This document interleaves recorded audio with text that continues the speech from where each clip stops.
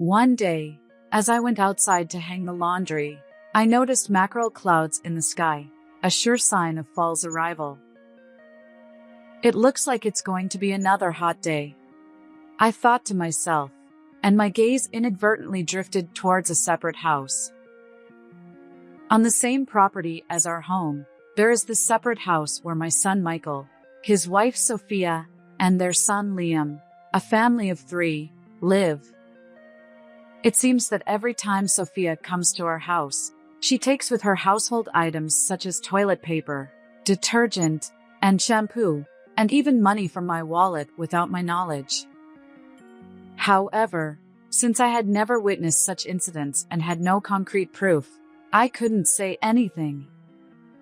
The household expenses were rapidly depleting, so I decided to take up a part-time job. Of course, I tried talking to Michael about Sophia's behavior, but he wouldn't take it seriously. Therefore, we decided to have a discussion when my husband David, who is working away from home, returns once a month. The meeting would include my husband, myself, Michael, and our grandson Liam. It seems Sophia will join us later. I mentioned that money was disappearing from my wallet. Are you saying Sophia did this? Let's not exaggerate. At that moment, David quietly placed his smartphone on the table and displayed footage from the surveillance camera installed in our home. On the screen, in a well-lit corner of the living room, Sophia was caught red-handed. She had found my wallet in my bag, extracted a few bills, and returned the wallet to its place. Michael was taken aback. But I've been giving her enough for living expenses. Why would she do this? Even after all this, don't you notice anything? Michael seemed startled by my words.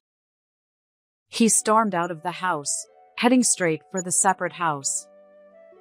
He dragged her back to our house. There, Sophia was shown the surveillance footage, and her face turned pale. My name is Lisa Smith. I'm a 60-year-old homemaker. My husband, David, is away on business, and he only returns about once a month. Both of us are well past the midpoint of our lives, and we'd like to live peacefully. However, it seems that's not so straightforward. When David was assigned to work alone, he seemed a bit disappointed and confided in me quietly. Lisa, I've been assigned to work alone, so I'll be living by myself starting next month. They want me to oversee the team at the new branch office. David has always been admired at work for being a caring and brotherly figure. Indeed, he is very attentive, not just at work, but also at home.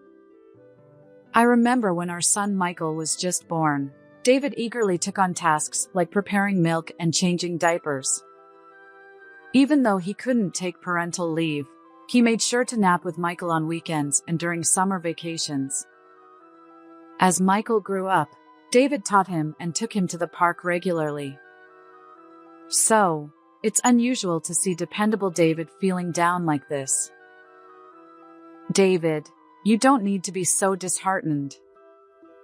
After all, you can come back soon, right? I had assumed he'd return in roughly 2 to 3 months. That's the thing. I don't know exactly how long it'll be.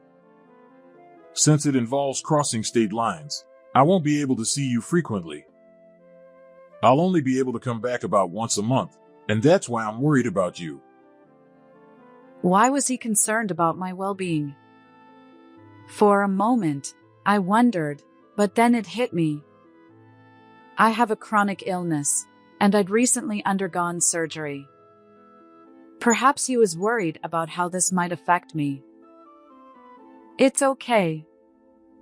Michael and Sophia are nearby in the separate house, and if anything happens, I'll get in touch.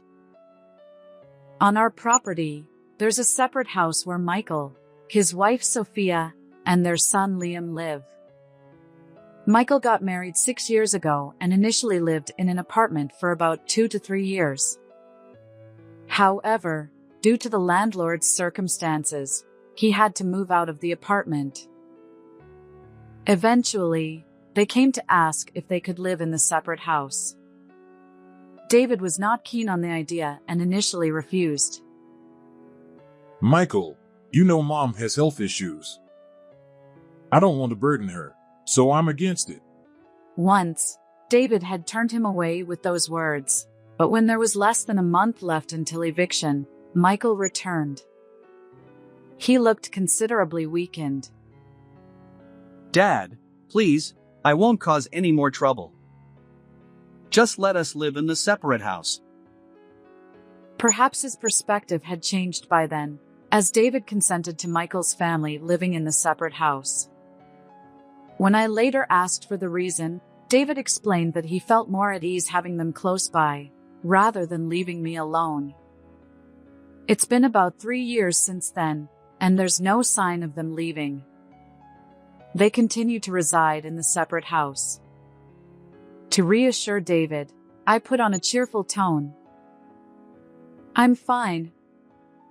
The post-surgery recovery is going well, and I'm taking my medication properly. David suggested installing surveillance cameras. Let's add some security cameras. The newer ones have better performance and even come with temperature sensors, which could help prevent heat stroke. You're worrying too much. I chuckled, trying to ease his worries. Later, David did indeed set up surveillance cameras, linking them to an app on his smartphone. I was surprised at first, but since they were positioned high up, they didn't bother me much. Within a week, David left reluctantly, and now I live alone in a house that feels almost too spacious. By the way, I hadn't mentioned this to David, but there was something bothering me. It concerned Michael's wife, Sophia. Despite being a full-time homemaker, she frequently left Liam with me and went out somewhere. Occasionally meeting up with mom friends for lunch is understandable, but was it really necessary to do so that often? Moreover, when Liam occasionally came to our house with her, she always seemed to take something with her. Lisa, I'm taking some toilet paper with me. At first, it was just that, so I didn't pay much attention. But gradually, it escalated to household items like detergent, shampoo, and body wash. There was even a time when she tried to take some dishes. She did return the dishes, but still, it was odd. Sophia, are you struggling financially to the point where you can't afford basic items? Huh? No, not at all. Well then, why do you feel the need to take things from our home? It's about saving. With Liam around, there'll be additional expenses down the line. I want to start saving now. So, I thought you'd be supportive, and maybe even provide a little extra assistance. She said it nonchalantly, waved her hand flippantly, and went out again. Sophia was always stylish, talked about going to esthetician appointments, and even had her nails done. But was she truly saving money as she claimed? Michael works diligently from early morning until late at night, and there have been no discussions about financial difficulties. Although I'm curious about her intentions, I refrain from meddling in my son's marital affairs. I don't want to be an overbearing mother-in-law. Meanwhile, my wallet has been gradually losing money, and I suspect Sophia might be behind it.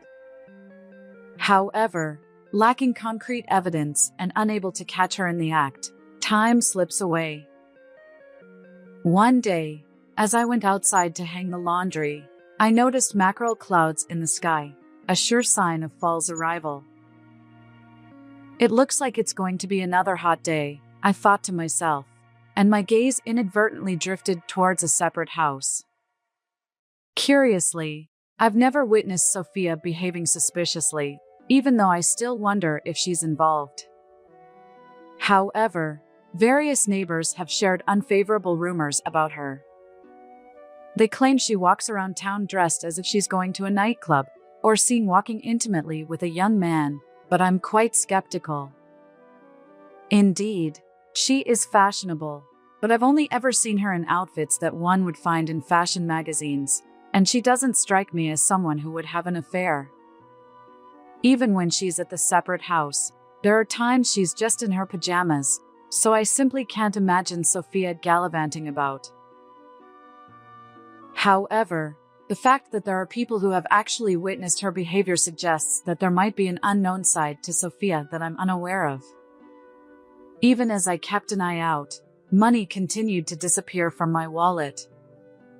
As my living expenses dwindled, I decided to start working part-time until I could gather concrete evidence. I told David it was for a change of pace, but he worried quite a bit. Eventually, he agreed under the condition that I wouldn't overexert myself. Fortunately, I noticed a nearby supermarket hiring cashiers, so I contacted them and went for an interview. Just to be sure, I discussed it with Michael as well. As the day of my first shift approached, I informed Michael, "Michael, listen, I'll be starting a part-time job next week." Why? You just got out of the hospital, and your body is still recovering. It's only about 3 days a week. I'll be fine. But more importantly, it's about Sophia. I decided to take a chance and talk to Michael about Sophia's behavior, thinking he might say something that could lead to some progress. What's wrong with Sophia? Well, lately, she's been taking things from my home, like toilet paper, shampoo, and other everyday items. Could it be that you're having financial difficulties? But Michael was clearly upset. That's not true. I consistently contribute money every month, and Sophia handles the finances. She used to work in accounting, after all. So, she manages our household expenses properly. Well, is that so? But she really is taking things from my home. And about the money. Money? Are you saying Sophia is taking it? Michael looked at me with a puzzled expression. Yes, little by little, money is disappearing from my wallet. She probably thinks she hasn't been caught yet, but this ongoing situation is troubling for me. Could you subtly mention it to her too? Mom, are you losing your mind? Even so, that's impossible. Michael sighed heavily, seemingly unwilling to believe me, and from then on, he wouldn't entertain any further discussion. The next day, I informed Sophia about my decision to start working part-time and explained that it would be difficult for me to continue looking after Liam. This conversation happened just when Sophia had asked if I could take care of Liam for her. Sophia scowled and complained. Huh? Then who will look after Liam? Sophia, let me be clear. Please take care of your own child. Why do you always leave Liam with me and go somewhere? Where are you going? When I asserted myself, Sophia let out a small sigh and glared at me. Fine, fine. I understand. I won't ask anymore. Without answering my question, she pulled Liam's hand and retreated into the separate house. Nervous, I felt a cold sweat on my back. From that day on, only Liam would come over, cheerfully calling, "Grandma, let's play." I welcomed Liam into the house, exasperated by Sophia's predictable absence. Perhaps once I started my part-time job, she would change her ways. With that faint hope, I spent the week. And then came my first day at work. The short shift ran from 10 a.m. to 3 p.m. Having been a homemaker for so long, I felt nervous returning to work.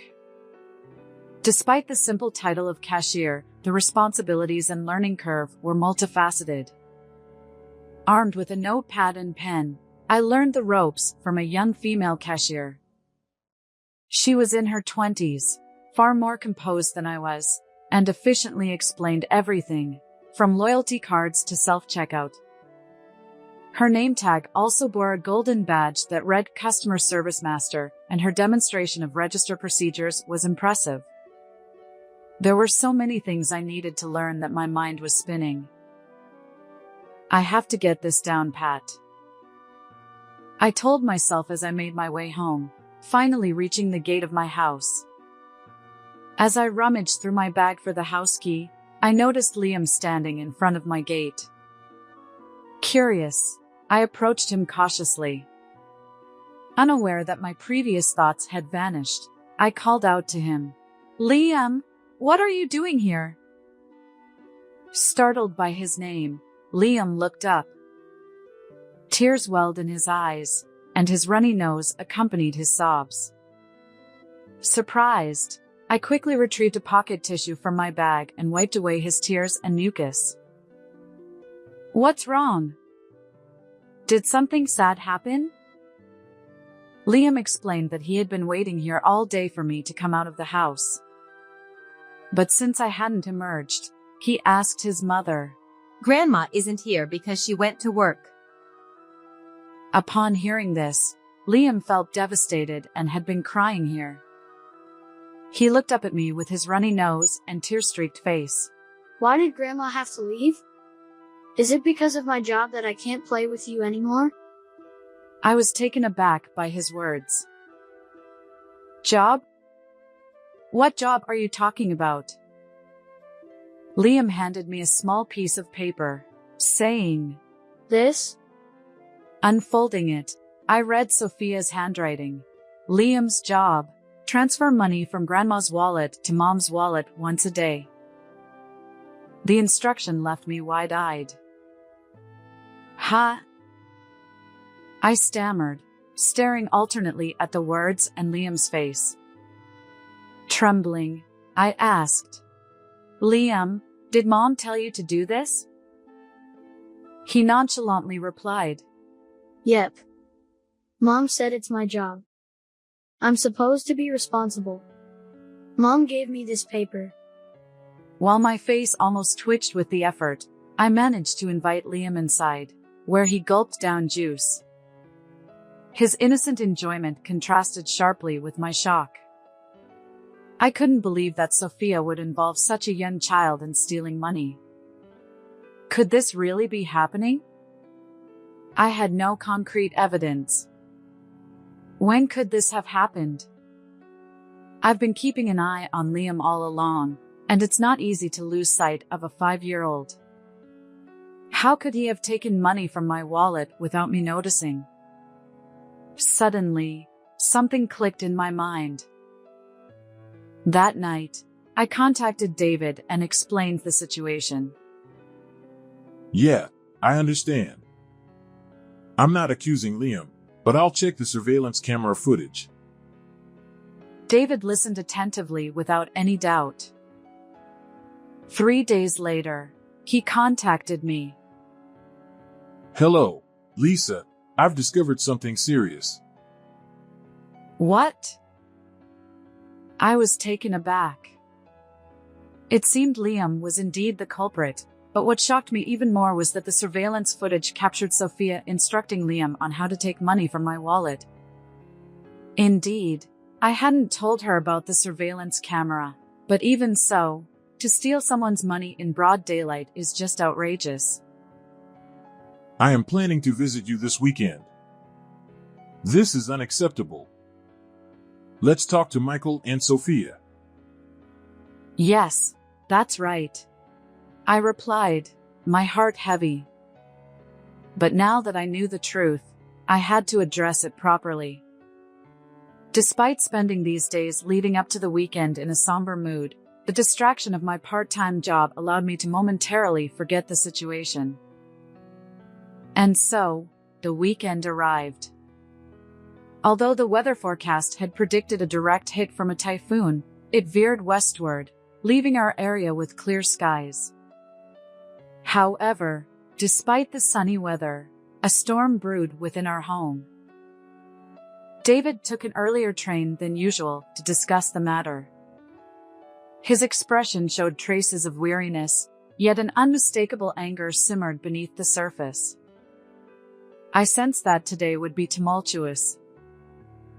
As soon as David returned, he walked toward the separate house and urgently summoned Michael and Sophia. However, only Michael and Liam arrived.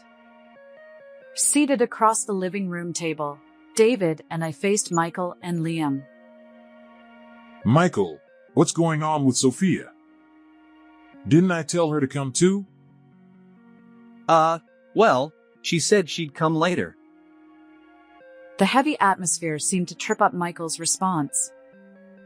As if mocking the tension, the ice cubes in the glass beside him clinked together. I wanted to talk to her too. Actually, I especially wanted to talk to her. But never mind. First, I'll tell you, Sophia has been taking things from this house. Michael looked taken aback. I've heard that from Mom before. But it's not like she takes a lot or does it frequently, right? Besides, Sophia said she received those things from you, Mom. Well, she may say she received them, but I didn't give them to her out of goodwill. She forcibly takes them, saying that she needs to save money for Liam's future expenses and that it would be okay for me to help out. Huh? Is Sophia really doing something like that?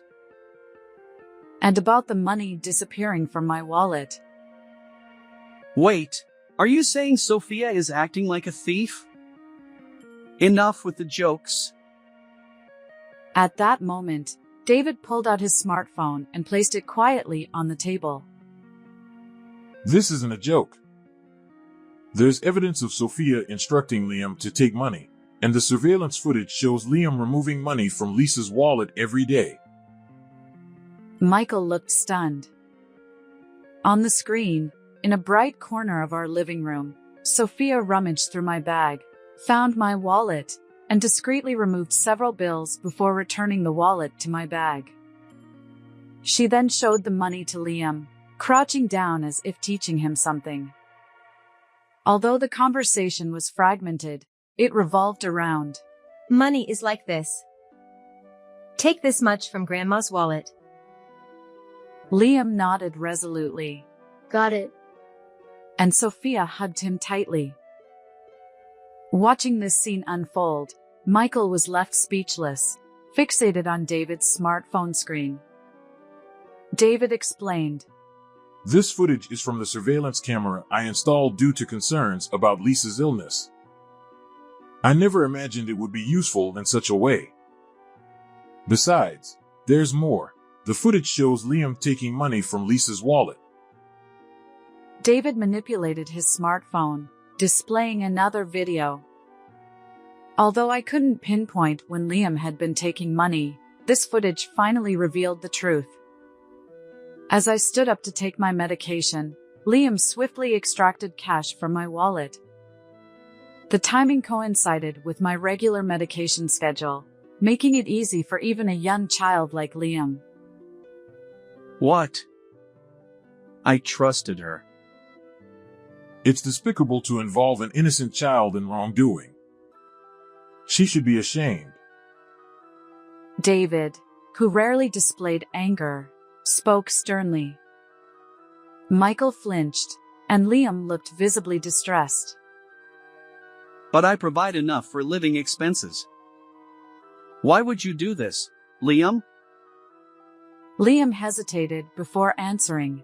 Mom's job is giving money to a man. So she said it's not enough. A man? Yeah. Mom always puts on makeup and goes somewhere. But I'm not allowed to go.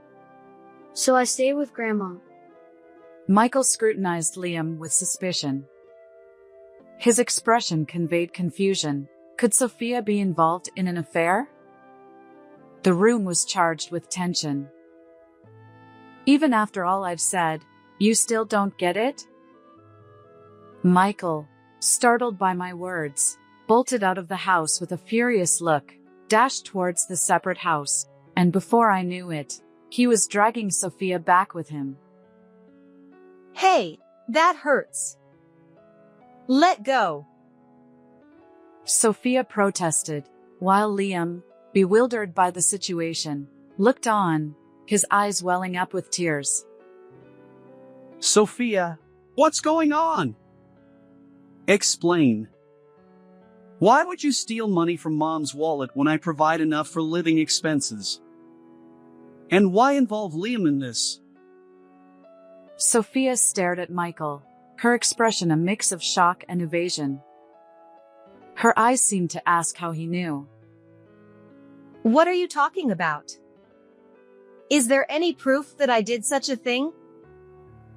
Although Sophia dismissed the idea of evidence, Michael presented David's smartphone, placing it on the table. This is the evidence. You had Liam do the same, right? The footage shows Liam taking money from Mom's wallet every day. And during the day, where were you, leaving Liam with Mom? Were you having an affair with a man? Sophia's face turned pale as she watched the screen. Perhaps realizing the jig was up, she clung to Michael, confessing that it wasn't infidelity but rather her frequent visits to an escort club. I'm sorry. At first, it was just for fun. Liam and I spend so much time alone during the day, and the stress of having Lisa nearby was suffocating. I thought I'd do it just once for a change. But it escalated. Once a month, twice, 3 times. She got deeper and deeper into it. I had no choice. I wanted to have fun too. But for that, I needed money. I wanted to spend it on my favorite man. I can't work because of Liam, and the allowance Michael gives me isn't nearly enough. Even so, stealing money from Mom's wallet is no different from being a thief. I apologize. I won't go anymore. I won't visit the escort club anymore. I'll return the stolen money. Please forgive me. I beg you.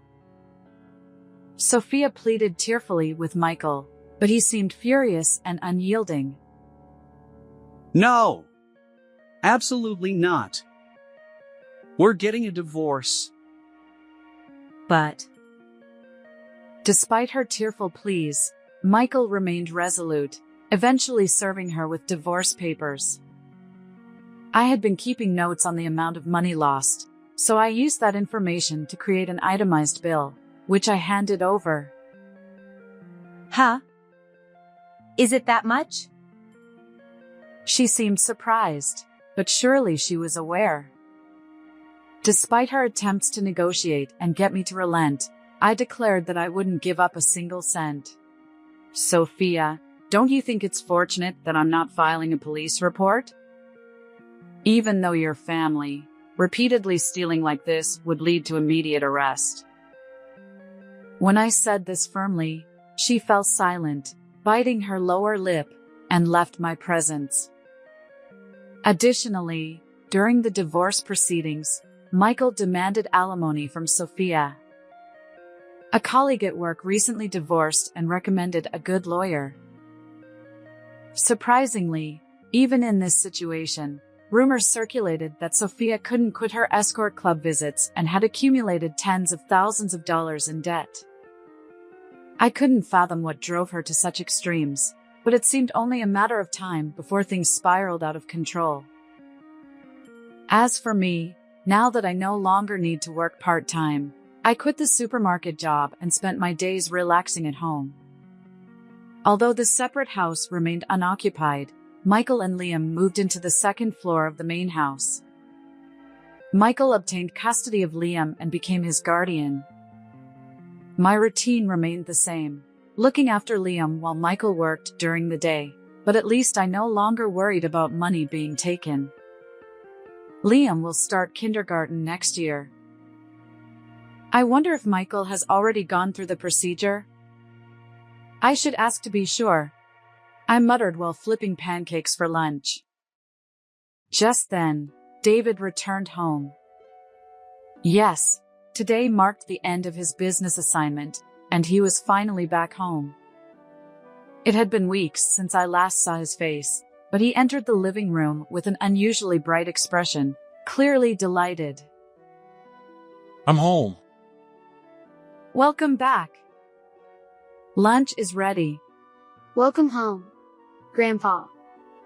And so began our life together, David, Michael, Liam, and me. It felt truly peaceful.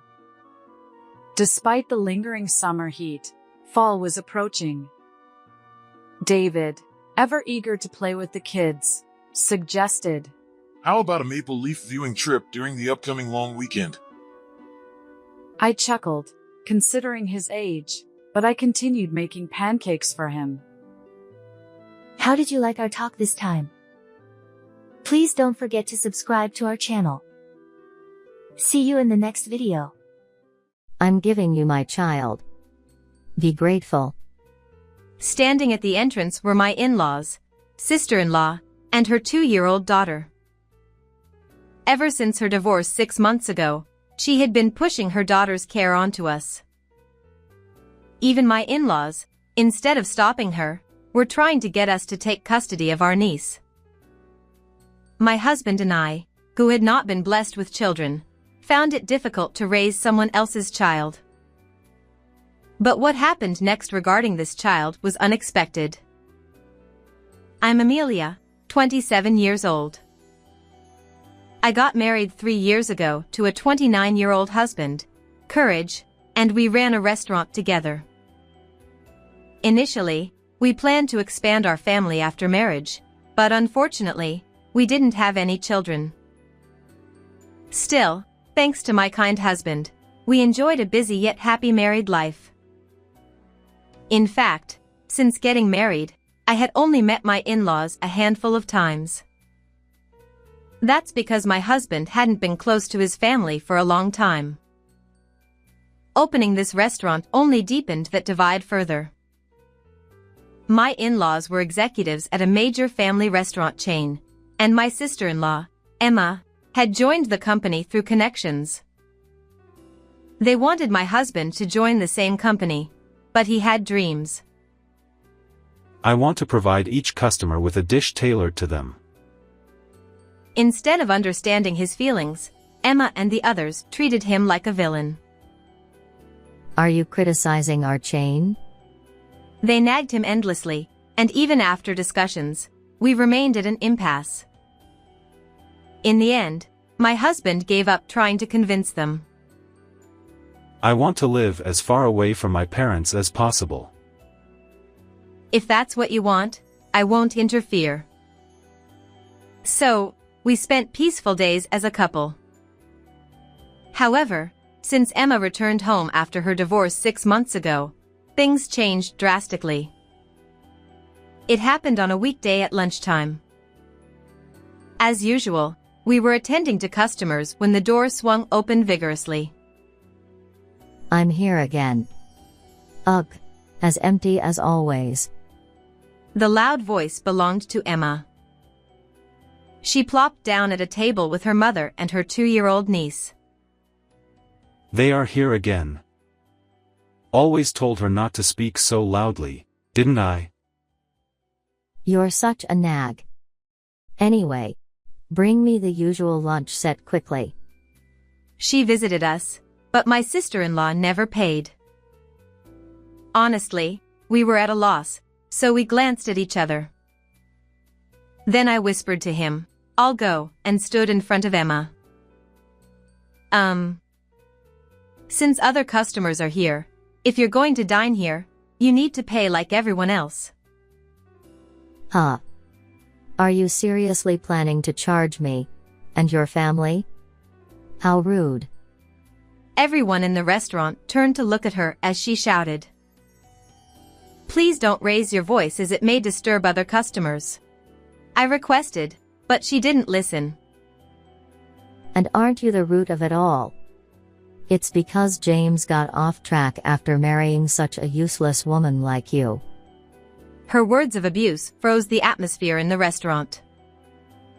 Then my husband, who was cooking, stopped and rushed out of the kitchen. If you're here to cause trouble, leave now. If you have something to say, I'll listen later. I'll fix any shortcomings, so please, just.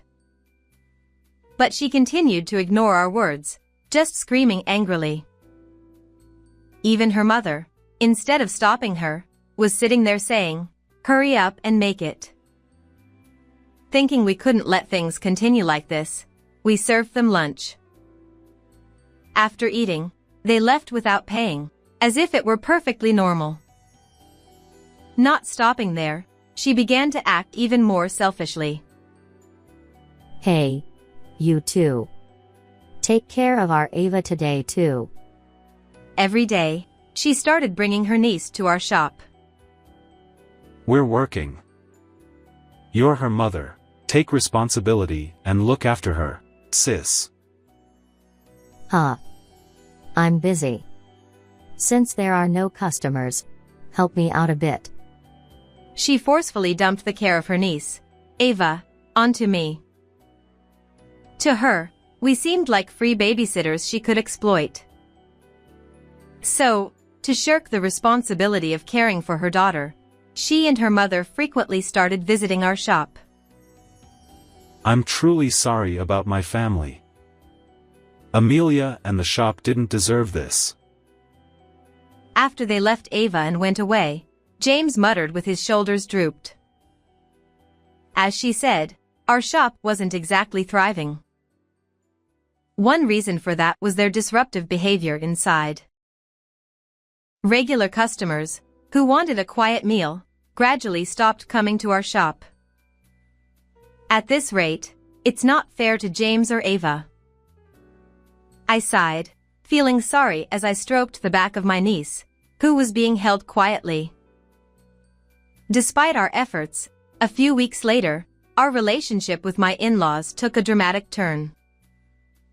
One evening, after finishing work and returning home, my in-laws and Emma didn't visit our shop but came to our house. As we opened the front door, Emma forcefully pushed Ava into our arms. I'm giving you my child. Be grateful. Those words shocked both of us. Wait. What do you mean? Though I wondered if it was harassment toward me, unable to conceive, I questioned her. You two have nothing to do, right? That's why I'm asking you to be Ava's parents. Upon hearing her out, it seemed she had finally decided to completely abandon the care of her niece. Not only that, even my in-laws said they didn't want to take care of their granddaughter anymore. James's face turned red with anger at their irresponsibility. That's too selfish. Are you giving up on Ava? Don't say such nasty things. I brought her here, thinking of you too, who don't have children. Although my niece was only 2 years old, she must have sensed something unusual. She anxiously sucked on her finger and looked down. You don't need to worry. Please take her back. To Emma's words, I firmly shook my head. Children should be raised by their mothers. And even a 2-year-old should understand how important her aunt is. Oh, come on. You, as a daughter-in-law, have no right to refuse.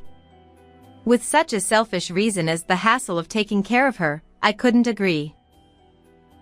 I firmly rejected her offer. Oh, come on. We're busy with work. Besides, a daughter tainted with my ex-husband's blood isn't cute. At that moment, Emma blurted out those irritating words, and I was greatly shocked. as parents, such words should never be said. And yet, even my in-laws agreed with her and said they felt the same way. Even though you're with them, this child is pitiful. Realizing that, I hugged Ava tightly in my arms. At that moment, my maternal instinct sprouted, and I was overwhelmed by an unprecedented sense of mission to make this child happy. Understood. So, is it okay for Ava to be our child? When I asked firmly, Emma smirked. Of course. Also, we'll specially sell you baby items and toys. We don't need them anymore, so buy them all. Behind her tone, which seemed to look down on me, my in-laws were also grinning with unpleasant smiles. They were not only shirking their parental responsibilities but also trying to make money. People who were truly beyond redemption. However, if this meant cutting ties with them, it would be a windfall for us. When I consulted James, he felt the same way as me. Fine, understood. We'll buy everything at your asking price. In return, don't ever show your faces in front of us again. With a determined attitude in my response, she came close to me. As a daughter-in-law, you're being too arrogant. Even if you don't say it, I'll do it anyway. And then, be prepared for a big bill later. With just those words, they quickly left. Later on, as Emma declared, she packed Ava's toys and clothes into cardboard boxes and sent them cash on delivery. Inside was a bill for $15,000. With our shop barely attracting customers and our finances in a mess, I can't afford extravagance for Ava, but let's use the savings I've been accumulating since my single days. But isn't that too much? They're not even brand items. They shouldn't cost that much. To be honest, I'm worried about depleting my savings. But I think things Ava used to use will make her feel more comfortable. Watching him silently ponder for a while, waiting for his response, he agreed with my opinion. You're right. It's better to use things she's familiar with than to buy new ones. Thank you, dear. From now on, let's protect this child together. Thus, we decided to raise Ava as our daughter. From then on, our lives became busy, juggling between running the shop and raising a child. However, with the in-laws no longer visiting, our mental burden decreased, and we always loved children. Above all, Ava was so cute that we were willing to do anything for her. And what changed wasn't just that our family had grown. It was busy again today. Yeah. I never expected our shop to have long lines. Returning home after a day's work, we smiled at each other. Surprisingly, our restaurant, which had been struggling to increase sales, was bustling for the first time since opening. The beef stew we recently added to the menu had spread on social media, becoming famous without us knowing. What was curious was how we started offering the beef stew. Never expected to get such a chance from Ava. While gently stroking her head, which could only speak a little, I muttered. While I was thinking of a new menu, Ava suddenly said, "Beef stew." Surprised, and since we hadn't offered beef stew yet, I made the beef tender and used the sauce we always used at the shop. Moreover, just like James always does, I served it in a way that suited each customer. And it unexpectedly became a huge hit. Moreover, whenever I thought of a menu, Ava would whisper lasagna or pudding, and when he arranged them and served them, they were well received. Customers expressed how they wanted to try these kinds of dishes, happily enjoying them. The previous financial difficulties seemed to have disappeared, and our life became more colorful with her. I wonder if Ava has some mysterious power. Probably. The other day, when I was looking for my glasses, she was staring at the back of the shelf. And when I searched, they were there. Well, Ava, you're amazing. Of course, thanks to James' arrangements too. As we praised her, Ava and James tilted their heads and then smiled happily. Their appearance was as if they had been parent and child for a long time. I was worried about how things would turn out at first, but if it continues like this, we can give Ava a good life. Even in everyday scenes, I was filled with such happiness. But then, something unbelievable caught our eye. Huh? Could this be? Take a look at this. As James opened his phone to check a message, he exclaimed in surprise. Curious, as I peered at the screen, a news article was displayed. And its content shocked me, causing my eyes to widen. What? Is this for real? Furthermore, Ava, who was watching us with a surprised expression, picked up a box of building blocks. Then, she slowly handed the box to us. And when she shook it, we could hear something inside. Could there be something inside this?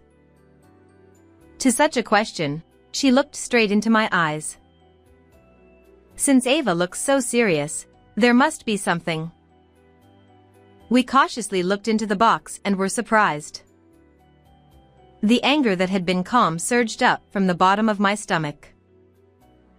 Hiding something like this. I can't forgive it. My anger flared up, but we decided to wait for the right time. A few weeks later, in the middle of the night, James and I were awakened by the sound of the doorbell. Not wanting to wake Ava, we cautiously opened the front door to find Emma, disheveled. Finally. You too. Give me back my daughter right now. Taken aback by her sudden outburst, we exchanged glances. You're the one who pushed her on us, right? What are you saying now? In the first place, we agreed you wouldn't show up again. If you have a reason, you should have told us first. As we tried to refuse and close the door, Emma forcefully wedged her foot to keep it open. She's my flesh and blood. Her mother has come to take her back, so bring her here now. Though we firmly said we couldn't do that, she insisted on returning our daughter. Not only did we not understand her reasoning, but continuing this argument would disturb the neighbors. Frustrated by Emma's selfishness, I sighed heavily and crossed my arms. Could you please not take it out on us just because your company is in trouble? Why would you say that? I saw it on the news. It seems tough for you. Perhaps she didn't expect me to know, but Emma turned red with frustration or embarrassment. Watching her like that, I recalled the news I saw on James's phone the other day. It was about a scandal at the chain store where my in-laws worked. They had been using expired ingredients to cut costs, leading to a mass food poisoning incident. As a result, they faced severe criticism from the media and social media, and the chain store's performance plummeted. We never had any problems before, but this happened after we gave up our daughter. It must be because she's gone. Emma shouted in anger, her face contorted as if she had suffered greatly. What are you talking about?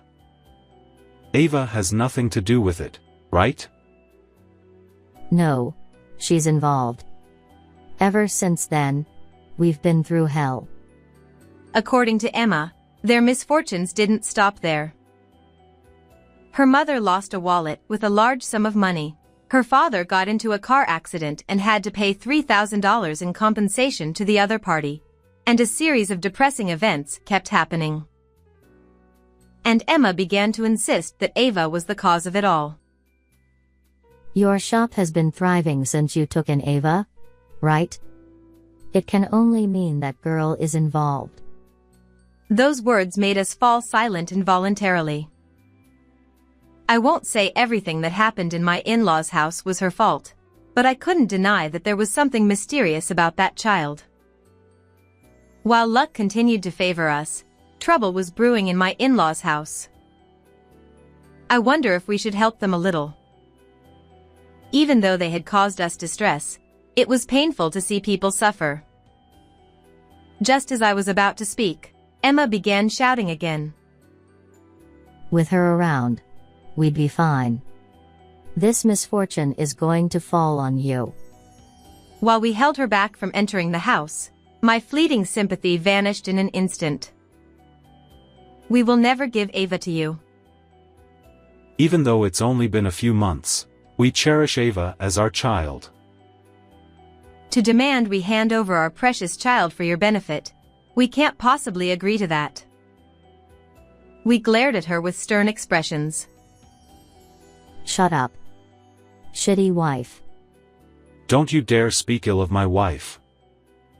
Your greed is ugly. I am far more devoted to Ava than ever will be. No matter what you do, I won't give her up, so please leave. Above all, I couldn't forgive Emma for treating our precious daughter like a commodity. And our shop thrived because James tailored each dish to suit individual tastes. To make the most of the hints from Ava, my husband served dishes with flavors like rich, light, or a little spicy to cater to each person's preference. And the presentation varied as well. For women who wanted to post on Instagram, edible flowers were sprinkled, while for hearty eaters, large portions were served, which became a topic of conversation, and our shop flourished. Even so, without Ava, you wouldn't have lines outside, would you? While Emma had a point, I strongly believed that James's consideration for customers was the real driving force behind our success. Return my money-making daughter. To call Ava that way is contemptible.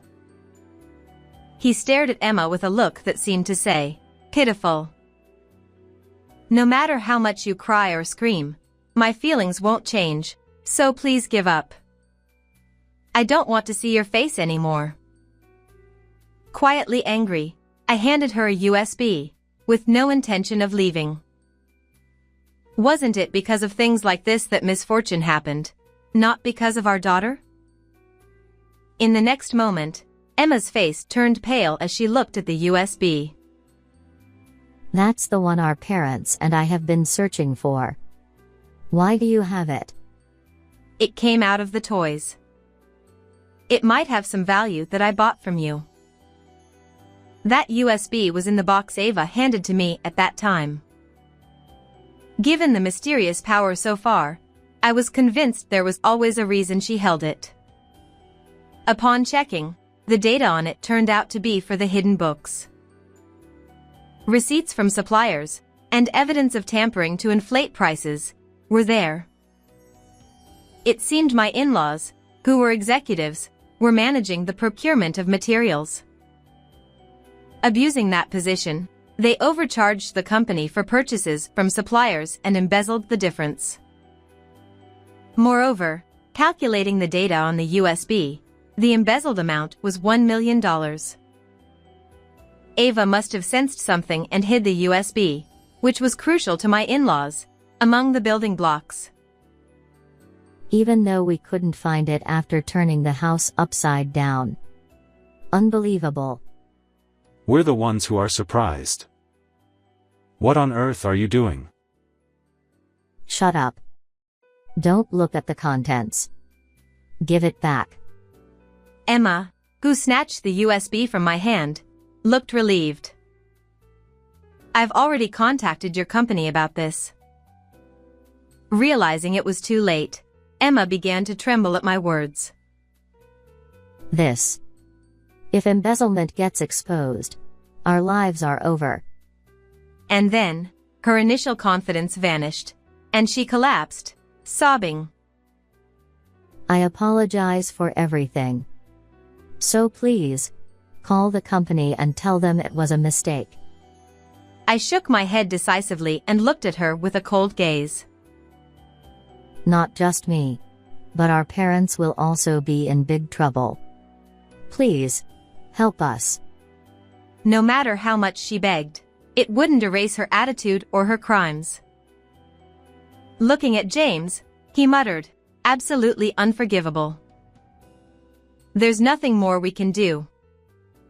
Accept reality and give up."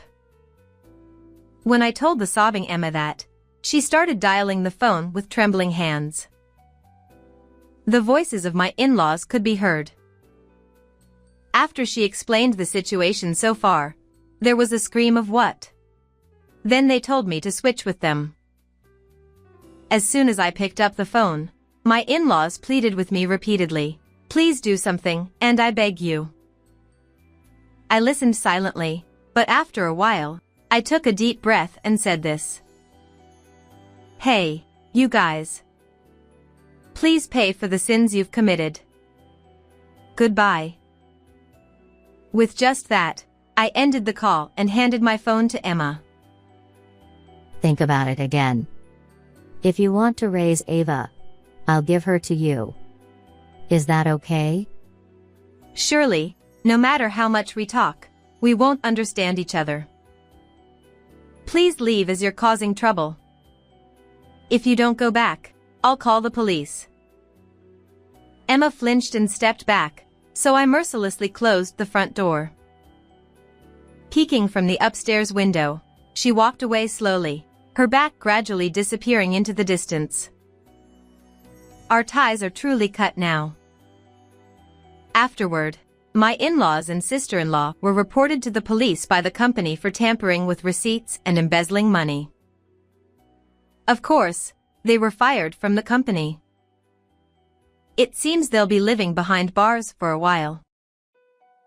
Even if they get out, they'll still have to repay the embezzled $1 million. They'll be struggling with debt for a long time.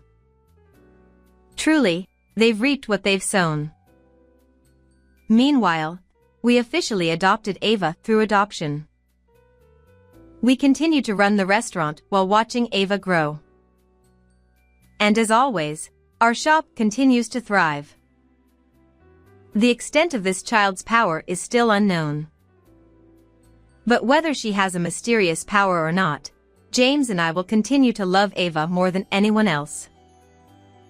She's already our precious, precious daughter. How did you find this story? Please subscribe to the channel as well. Well then, let's meet in the next video.